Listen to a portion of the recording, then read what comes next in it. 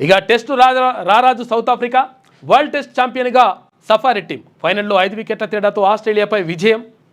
South Africa అనుకున్నది సాధించింది.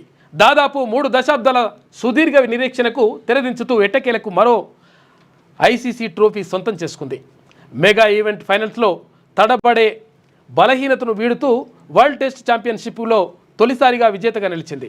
ఇక ఐసీసీ టోర్నీలో ఘన రికార్డు ఉన్నటువంటి ఆస్ట్రేలియాను ఫైనల్లో 5 వికెట్ల తేడాతో ఓడించిన రారాజుగా నిలిచింది.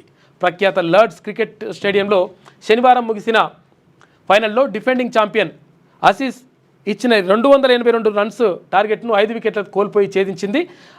అప్పుడెప్పుడో అంటే 1998లో ఛాంపియన్స్ ట్రోఫీలో విజేతగా నిలిచిన సఫారీ టీం ఇన్నేళ్ల తర్వాత మరో మెగా ట్రోఫీ అందుకుందంట. ఐసీసీ ఈవెంట్ ఫైనల్లో 15 ఏళ్ల తర్వాత తొలిసారి ఓడిన ఆస్ట్రేలియా ఈసారి రన్నరప్తో సరిపెట్టుకున్నది.